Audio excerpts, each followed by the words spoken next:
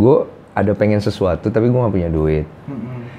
Tapi gue taruh aja dulu. Maksudnya waktu itu tangan gue penuh, gue taruh di kantong. Permen, coklat, lolos. Nggak sengaja, bukan gue mau nyolong. Besoknya gue nyolong beneran. Gue kelaparan banget, gue korek-korek tempat sampah. Ada biskuit, gue makan. Jadi gue nggak pernah punya mimpi untuk jadi pebasket. Gue nggak ada pengen jadi pebasket. Gue waktu itu cuman pengen nyari kerja supaya gue nggak nyusahin nyokap gue. Karena nyokap gue hidupnya susah banget.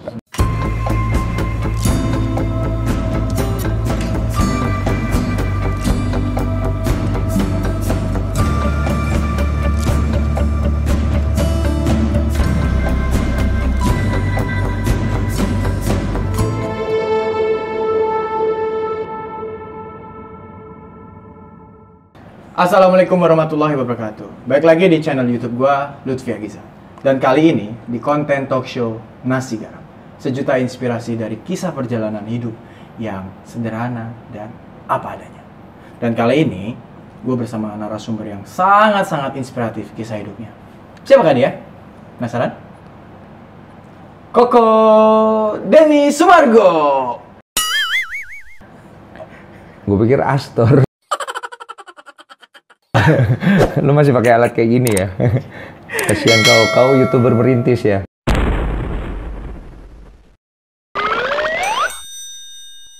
Baru bang, Iya, ya. baru. Ini kisah inspiratif juga bang. Dari awal kayak gini, besoknya nggak tahu jadi apa. Iya, aku suka itu. Memang. Ketawa kayaknya besok. Janganlah, kayak di masjid. Tapi aku suka kau itu merintis ya. Moga-moga banyak penontonnya ya. Tapi jangan lagi kau bikin konten-konten itu.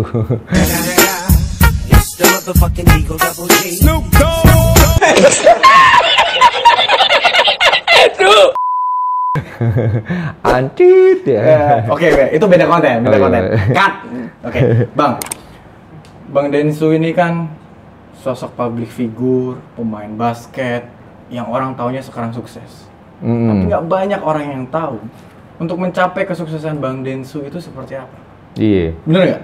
Apa lu dari kecil udah sukses? Enggak lah. Enggak lah. Aku di sini lah. Gue pengen korek itu bang. Udah orang kaya. Boleh nggak aku korek ini di sini? Boleh lah. Boleh ya. Tapi sebelum abang jawab apapun, gue mau tantang abang. Apa? Untuk makan makanan yang ada di dalam tudung saji ini, apapun itu. Ini. Berani? Apa ini? Ya nggak gue kasih tahu lah. Ular. Enggak. Jangan kau suruh aku makan ular, nggak Enggak, mau. pokoknya aku halal, halal. Halal ya. Halal. Oh, iya. Ular juga halal bukan? Enggak ya? Halal ular. Enggak ya? Enggak. Bang. Ya Buat udah. gua enggak. Ya, aku taruh Gimana? dulu nih Astornya. Ya nanti bunyi taktuk-taktuk bang. Iya. Kalau gituin bang. Gini. Taruh aja bawah. Oh iya, nggak apa-apa ya? Iya. Maklum, nggak pernah pakai alat yang bulut ya. YouTuber baru ya. Apa lah ya. Oke, berani nggak? Gue juga dulu gitu. Berani nggak? Boleh. Gue bukan ya? Enggak, gue yang buka. Oh, lu yang Siap, buka. Ya? Siap ya? Siap. Oke guys. 1, 2. Kuis kali ya. Tara.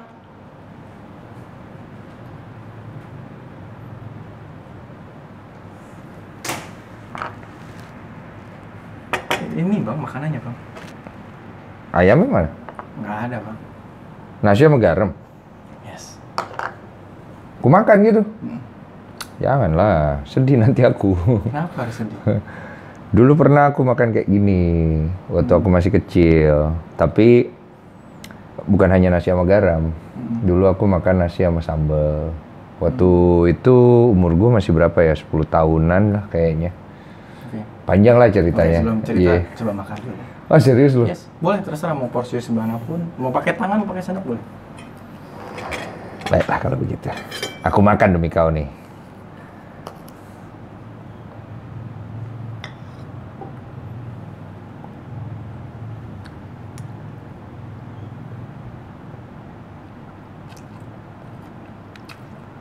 Oke. Oke. Asin aja. Hidup itu seasin itu ya. Iya. Begitu loh, Vi. Ya, ada cerita nggak? Banyak, Vi. Silakan. Apa? Ceritain. Nggak mau, aku Apa nanti yang aku sedih. Nggak apa-apa lah. Justru inilah kisah dari dibalik suksesnya Denny Sumargo. Ah, Dan banyak janganlah yang ngikutin, gitu. Bang. Banyak yang ngikutin. Sukses itu relatif lah, Vi. Tapi yang pasti menjalaninya aja kayak gimana. Nah, Ya kalau dari cerita nasi dan garam ini, pernah lah. Gue berada di posisi yang gue sendiri juga bingung ya. Maksudnya kok hidup bisa sampai kayak gitu. Waktu itu nyokap gue berusaha banget untuk survive. Karena posisinya si nyokap ini sebenarnya kan terbuang dari keluarga saat itu. Bokap gue sendiri saat itu berpisah sama nyokap gue waktu gue masih dalam kandungan. Sampai dari usia 0 sampai sekian tuh gue dititip. Jadi gue gak pernah tinggal sama nyokap. Nah pas nyokap gue itu mulai ada sedikit rezeki, dia bikin salon. Nah di situ dia sudah mulai lumayan lah hidupnya. Dan kemudian akhirnya dia ketemu cowok, pacar lah. Waktu itu punya masa depan, punya mimpi. Tapi ternyata si cowok itu malah bawa lari uangnya semua. Bawa lari uangnya? Berapa itu dulu?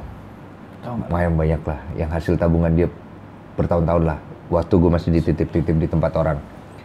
Kemudian, ya akhirnya kita makan, ya mau nggak mau tuh. Jadi, ya makannya akhirnya gue cuman nasi sama garam, nasi sama sambal. Waktu itu kita tinggal di Surabaya tuh.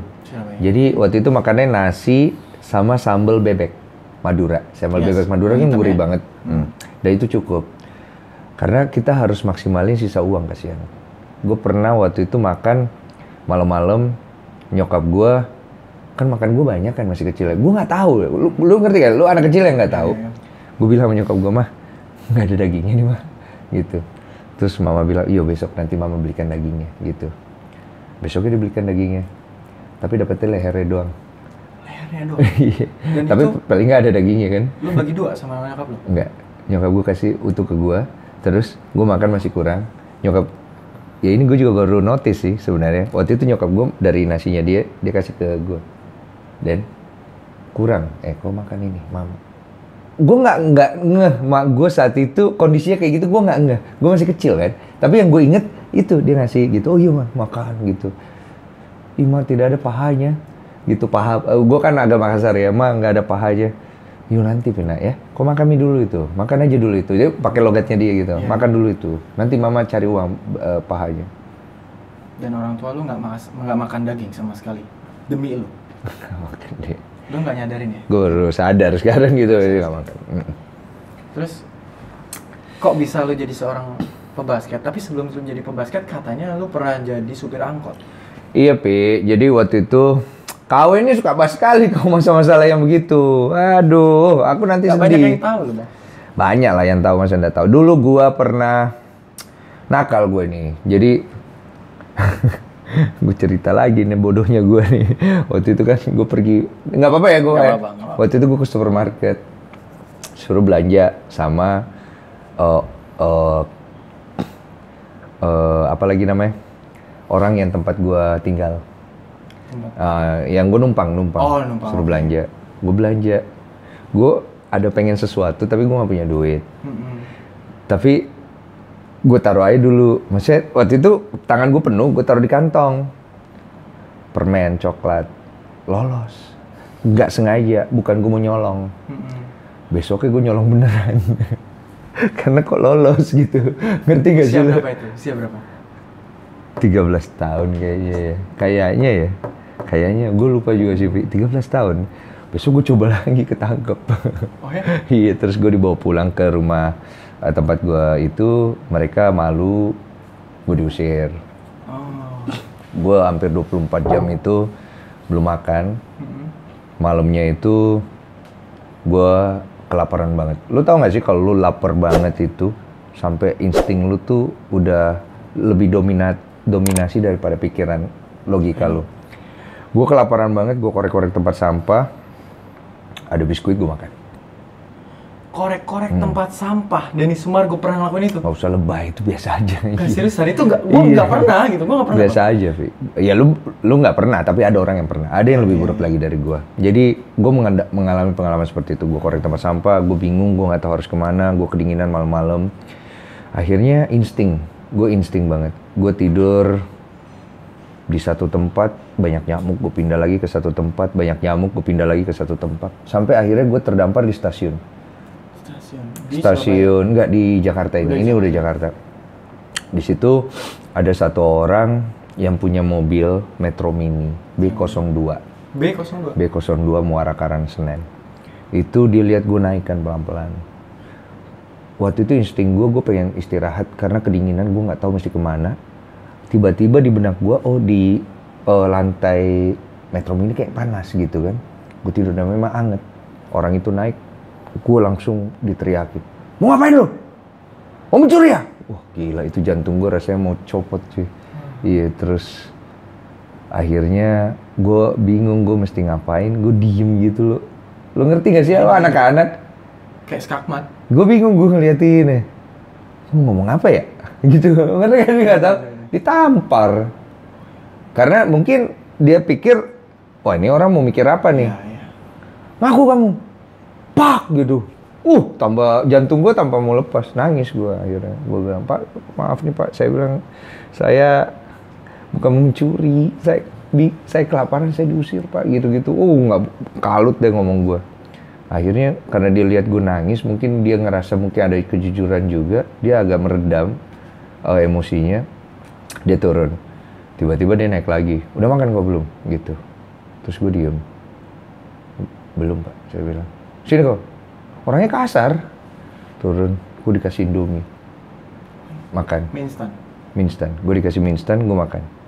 Terus gue diem. Di situ gue mikir, orang-orang yang mukanya baik, yang kelakuannya baik, yang sikapnya baik, kok nggak nolong gue ya? Tapi kok orang-orang yang mukanya kayak begini, yang kata-katanya kasar, kok malah dia yang nolong gue? Itu gue udah mikir tuh dari saat itu. Gitu. Dari situ gue ikut dia jadi naik angkot. Gue stay di Senen, terus kemudian di Senen itu gue begaul lah. Gue baca stensilan, ada tuh zaman dulu. Stensilan, terus gue ngelem. Waduh, tapi nggak lama karena temanku mati, aku udah jadi lagi ngelem. Mati dia ngelem, bodoh tuh. Terus ya udahlah, dari situ gue nge-next sampai akhirnya nyokap gue nyariin gue dan nemuin gue, menemukan gue dan gue disuruh sekolah lagi. Di situ mama gue tuh merasa terpukul banget dan bekerja gimana caranya supaya dia bisa ngontrak rumah, supaya gue nggak perlu numpang lagi. Karena dari kecil gue numpang dan ya kenyataannya begitu. Ya itulah perjalanan hidup seseorang. Iya, kayak gitu. Terus bisa jadi pebasket tuh gimana? Jadi atlet basket. Waktu itu gue selesai SMA dengan terseok-seok. Karena waktu gue masuk SMP itu, kan di sekolah lagi sama nyokap. Gue ngambil ekstrakurikuler. Pas sudah mau masuk SMA, basket. Dan ternyata gue suka. Gue terus.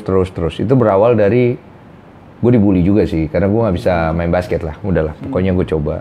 Terus akhirnya setelah lewatin 3 tahun gue lulus SMA, gue ke Jakarta. Gue bilang sama nyokap gue, "Mah, saya ke Jakarta mau cari kerja, bukan mau jadi pebasket." Jadi gue nggak pernah punya mimpi untuk jadi pebasket. Gue nggak ada pengen jadi pebasket. Gue waktu itu cuman pengen nyari kerja supaya gue nggak nyusahin nyokap gue, karena nyokap gue hidupnya susah banget Pak. Gitu loh. Saat itu gue berpikir ternyata ada lagi lah lebih susah.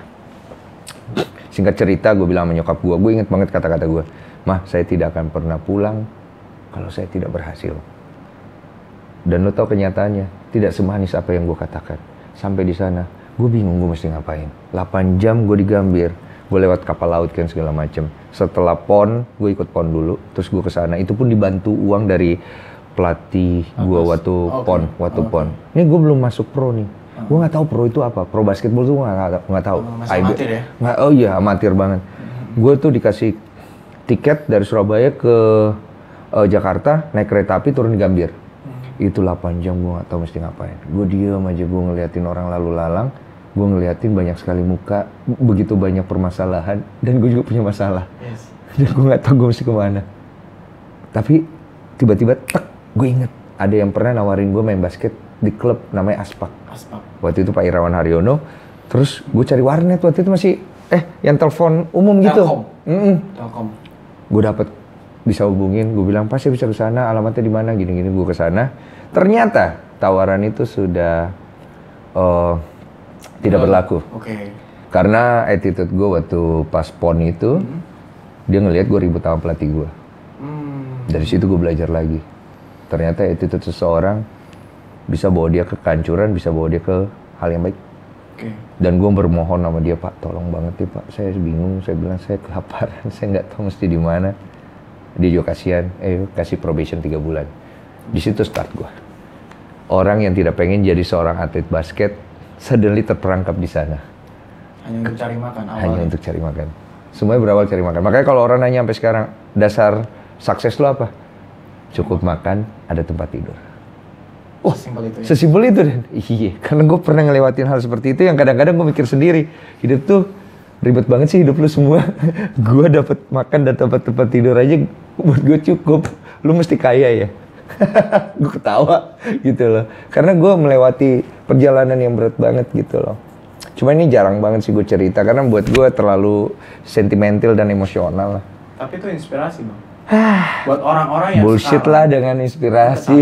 Buat orang-orang yang berada di posisi tidak seberuntung Abang, mereka masih menyanyiakan hal itu.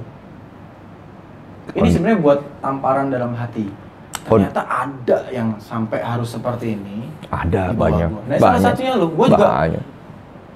Seorang Densu pernah kayak gitu ya ternyata. Emang gak kelihatan muka gue bisa kayak gitu? Kagak Pak, gue kira lu case-nya berada orang berada. Orang berada? Yes. Saya juga berharap seperti itu. Iya. tapi sekarang kalau lu tanya, gue lebih seneng jadi diri gue yang susah dulu. Karena itu create values. Create values from God? Dari Tuhan from pastinya. God or from... Ya dari keadaan. Tuhan ngasih kita talenta. Yes. Kita belajar ngembangin dengan skill. Kemudian talenta itu dan skill itu create values. Valuesnya ada material, ada yang tidak terlihat. Contohnya integritas, loyalitas, komitmen, persistence, compromise and so on. Nah, orang banyak yang pengen kaya. Jujur gue bukan kesana arahnya. Kalau gue kaya itu bonus. Tapi fokus utama gue cukup makan, gue cukup ada tempat tinggal tidur. Karena buat gue itu more than enough dengan semua yang gue jalanin dulu. Tapi ternyata Tuhan ngasih lebih. Tapi fokus gue pun nggak ke sana. Karena gue tetap fokusnya adalah gue udah bisa makan aja, gue udah bersyukur nih, mantap nih. At least gue bisa punya energi untuk bekerja, melakukan banyak hal dalam satu hari. Tapi ada di satu titik, Denny Sumargo ini dari top performance seorang atlet basket nasional. Dan gue penasaran, dia pensiun di sebelum umurnya yang dibilang tua loh. Iya, tua gue sekarang. Iya, kan lu pensiun basket belum di umur tua, dia seorang atlet. Belum, 28. Iya, why? Apaan? Lu mau jawaban apaan? Ya, gue tanya, kenapa lu keluar dari basket? Padahal yang merubah hidup lu waktu itu adalah basket yang lu jalanin kemarin itu. Secara tidak langsung, yang merubah hidup gue bukan basket. Basket is vehicles-nya. Dia bagian. Tapi yang merubah hidup gue, ya diri gue dan Tuhan. Itu jawaban gue. Makanya usia 28 tahun, Denny Sumargo memilih untuk resign dari basket. Karena gue bosen. Karena lu bosen. Gue gak melihat basket itu sebagai Tuhan gue. Gue tidak melihat basket itu sebagai masa depan gue lagi. Dan gue ngelihat basket itu adalah bagian dari hidup gue. Dan tanpa itu gue tidak ada. Artinya kedepannya there's something else yang mau gue kerjakan di luar basket. Dan one day I'll be back again. Makanya gue buktiin omongan gue. Gue akan kembali, gue akan besarin basket ini dengan cara gue. Gue gak tahu caranya Kalau gimana. Kalau cuma jadi atlet gak akan besar ya? Enggak juga. Tetap gue akan membuat itu besar dengan ketika gue menjadi atlet. Tapi sesudah menjadi atlet banyak kan akhirnya cuma bisa jadi sebatas pelatih. Kemudian mungkin jadi punya sekolah basket. Itu tidak masalah. Karena setiap itu ada mengisinya. Cuman kalau ditanya sama gue, lu mau jadi pelatih nggak? Enggak. Lu pengen punya sekolah basket nggak? Enggak. Terus kenapa entertain? Kenapa aktor? Waktu itu gue berhenti, gue mau bisnis. Gue bikin peternakan ayam. Bangkrut. Miliar-miliar hilang. Abis itu gue mau bangkit lagi, kena kasus. Dibilang menghamili. Oh ya. Hancur lagi gue. Waktu itu yang ada cuman waktu itu yang nawarin gue entertain 5 cm. Yes. Begitu gue main, kena kasus itu, jatuh. Udah ada kerja 1 tahun. Tiap hari main layangan. Seriusan? Iya. Kamu udah bilang. Terus duit dari mana? Nggak ada, tabungan aja aku. Habis tabunganku, ku jual asetku. Terus kalau sekarang dari YouTuber? bayar gaji pegawai bisa. Kalau sekarang mah udah beda cerita, Pak. Kalau zaman itu mah itu kondisinya. Oh, jadi alasannya untuk bayar kebutuhan hidup juga karena lu pas jatuh itu. Dulu kan belum ada YouTube, belum ada apa. Terus waktu itu siapa yang mau peduli orang nama lu jelek? Lu harus baca deh kolom-kolom komentar orang tuh 6 apa 7 tahun yang lalu tentang berita gua. Yes. Kalau lu baca, lu kan juga dibully kan di satu sisi kan. Gue juga ngalamin dibully. Parah kali. Nah, gimana nanggepin lu dibully kayak gitu? Aku diem aja lah. Udahlah, lu mau ngapain coba gue tanya sama lu. Mau ngapain? Lu mau bilang diri lu bener. Saat itu lu nggak akan bener. Jadi karena case-nya kayak gitu ya? Iya. Case-nya itu ya? Dan gue nggak cukup dewasa untuk menyelesaikan masalah itu dengan tenang. Gue emosional. Gue sempet bikin klarifikasi, gue nangis di depan media, air mata gue jatuh. Orang bukan ngelihat itu simpatik, malah gue dilihat jadi kayak tai. Padahal gue udah jelasin the reason why I'm being so emotional karena nyokap gue sekarang di rumah sakit, cuy. What you can do? Lu semua ngejudge gue dengan apa yang gue lakuin. Iya, gue bangsat deh. Tapi gue gak lakuin, terus gue mesti gimana? Lu ngerti gak posisinya? Nyokap gue di rumah sakit, please stop it. Tapi tetap orang gak mau ngerti. Makanya gue bilang, emosi lo belum tentu bisa membuat orang melihat diri lo yang sebenarnya. It takes time for them. Mereka juga perlu waktu untuk mengenal lo. Tapi masa-masa tidak enak itu gak menyenangkan sama sekali. Selama 6 tahun, gue dijudge. Gue di branding sebagai orang yang tidak bertanggung jawab, yang menelantarkan anaknya sendiri. Dan gue jalan dengan itu. Kalau tanya nasi sama garam, mending gue makan nasi sama garam, bro, daripada kehilangan yang namanya nama baik. Kalau lu jadi gue gimana? Lu pilih mana? Makan nasi sama garam, apa lu kehilangan nama baik? His choice. Iya. Dan akhirnya gue jalanin itu dengan apa yang ada, dan bukannya membaik malah memburuk. Memburuk lah kerjaan lu. Gua itu tidak pernah menjadi list orang yang mau dipakai atau dicari. Gua door to door, PH. Sorry Den, posisinya ini. Padahal sebenarnya gue juga akhirnya ngerti juga sih kalau pada dasarnya mereka juga nggak bisa pakai gue karena posisinya juga sulit gitu loh. Serba salah deh Pak. Udah pokoknya udah susah lah. Namanya susah. Lu mau ngomong apa gitu loh. Tapi dari track record lu yang pernah tidur di Metro Mini sampai sekarang lu punya rumah miliaran kayak gini, itu luar biasa loh. Biasa aja Pak. Luar biasa. Itu cuma pemberian. Aduh cuy, semua yang gue punya hari ini bukan punya gue. Ini hanya titipan dia. Gue bilang sama diri gue, keluarga gue, bahkan pasangan gue nanti, gue titip semua atas nama kalian ya, biar gue kerja. Apa yang gue dapat semua buat kalian. Karena one day gue pengen pergi, gue gak mikirin ini semua. Sesimpel itu kan. Gue berawalnya dari cukup makan. Yang gue pikirin pas saat gue meninggal, gue udah makan belum nih. Itu doang, iya gak sih? Gue tidurnya di mana nih, iya kan? Itu doang. Karena gini cuy, ketika hidup itu udah mendidik lu atau mengajarkan lu sekeras itu, kesombongan lu tuh runtuh Pak. Dan lu tidak akan lagi ngelihat kebaikan lu itu sebagai dasar daripada diri lu. Karena gue gak ngelihat itu lagi di diri gue. Bang, lu baik, tai lah. Baik itu relatif. Lu baik sama gue, lu gak baik sama dia, dia pasti akan bilang lu gak baik. Bullshit, nonsense itu gue bilang. Jadi gue ngelihat semua yang gue kerjakan itu sekarang bukan lagi untuk dasar apa yang dunia bilang baik dan buruk, tapi apa yang Tuhan kasih dalam hidup gue. Tuhan ngasih gue sesuatu, dia nggak pernah nuntut gue. Yes, betul. Gue kasih lu makan ya, tapi lu harus begini. Nggak pernah. Dia kasih gue choice, dan gue salah gunain terus. Dan lu nyadarin. Setelah beberapa waktu. Sekarang lu nyadarin? Iya. Oke, pesan buat orang-orang yang lihat ini. Iya, hidup yang kita punya itu kan sebenarnya is given. Banyak orang berpikir kalau hidupnya mereka adalah mereka mengusahakan itu kemudian mereka dapat sesuatu. Tapi kan kita nggak sadar kalau awal mulanya kehidupan itu kita dikasih sama Tuhan. Lu kerja apa sih waktu lu dalam perut emak lu? Nggak ada.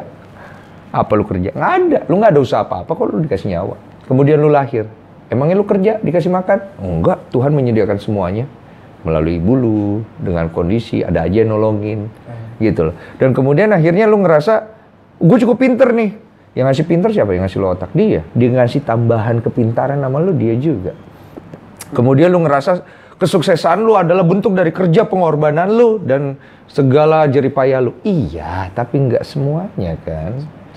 Ada Tuhan di situ yang memberikan ke lu. Dan kemudian kalau ditanya, hidup gue ini penting nggak sebenarnya? Kalau nggak penting, ngapain Tuhan ciptain lu? Buat apa? Buat hanya untuk jadi sampah? Sejahat itu Tuhan lu. Itu yang mau tanya. Buat ngehukum lu. Sejahat itu dia. Buat minta disembah. Kurang. Malaikat-malaikat yang nyembah dia. Atau atribut-atribut kerajaannya dia nyembah dia kurang. Segitunya Tuhan seperti kita yang pengen banget dipuji-puji. Mikir nggak lo? Mikir nggak lo? Iya kan? Nggak ada salahnya nyembah Tuhan, nggak ada. Tuhan kira-kira seneng nggak disembah? Emangnya kau tahu? Mana aku tahu? Emangnya kau Tuhan? Kau kan bukan Tuhan. Ada yang manusia bisa represent logikanya Tuhan? Nggak ada. Tapi kalau di dalam ajaran, ya ada. Kita boleh ikutin itu. Karena sebenarnya yang dicari adalah impact daripada kita menyembah Tuhan. Cara penyembahannya. Karena sifatnya mirroring.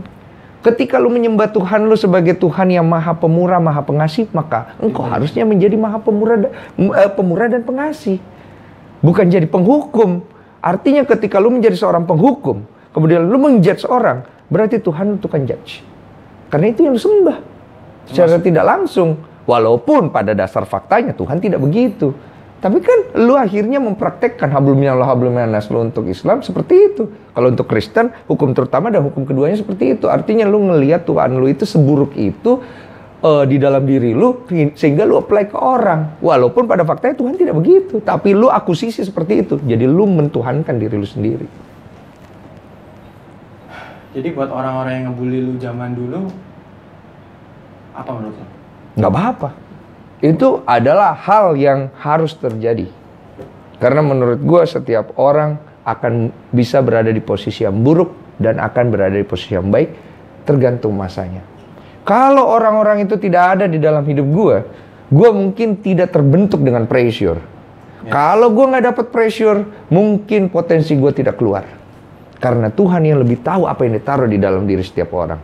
Ada orang di pressure malah jatuh, ada orang di pressure malah comes up. Dan gue salah satunya mungkin. Dan Tuhan pasti mengenal setiap makhluk yang diciptakan. Pohon aja dia tahu gimana cara tumbuhnya. Makanya pohon itu pernah diajarin tumbuh, diajarin jalan? Kagak pernah. Mana pernah? Bedanya dia gak punya otak aja. Kalau dia punya otak, selesai kita semua. Kita dijajah sama dia. Iyalah. Gitu loh. Lebih banyakkan tumbuhan? Iyalah, lebih banyakkan dia, lebih powerful dia. Kalau ada otaknya, selesai kita semua. Tapi Tuhan menciptakan kita dikasih kelebihan. Oke. Aku mau tanya nih Bang. Lu kan tadi sempat bilang orang tua lu pernah ngasih lauk sama porsi makanannya untuk lu nih. Iya. Dan sekarang lu udah jadi miliarder. Wes, gue bilang miliarder karena nih harga rumah lu miliaran Bang. Ya, ini baru satu. Terpajak. Tapi kan wajib bayar pajak. Bayar. Kan? Bayar. Contoh juga yang bagus ini. Jangan gue bilang yang lain lagi. Nah, terus pajak lagi. Terus orang tua lu udah lu apain aja? Kesannya gue senengin apa aja? Oh ya, buat gue nyokap gue ini punya kepribadian yang beda karena dia tidak pernah ngajarin gue untuk membahagiakan orang lain atau hidup gue dengan materi. Makanya dia adalah orang yang menurut gue ngedidik gue untuk punya satu prinsip sebagai orang tua. Lu bayangin cuy, dengan apa yang gue punya, dia nggak pernah. Den, mama minta uangmu dong. Gak pernah cuy. Sama sekali. Gak pernah. Dari mulai gak punya uang sampai jadi miliarder kayak gini? Gak pernah. Dan lu percaya dia lebih kaya dari gue sekarang. Bingung kan lo? Karena gue sama mama gue jalan bareng-bareng. Dia punya usahanya, gue punya usaha gue. Makanya, lu percaya gak nih? percaya nggak? Semua yang dia punya, dia tuh hemat. Bukan kikir ya. Kalau makan dia nggak pelit. Dia itu kalau belanja dia pikir. Sampai sekarang dia masih mikir, kalau saya belanja kayak gini, nanti anakku nanti kalau susah dia nggak ada uang. Padahal gue mah bebe aja. Naluri ibu.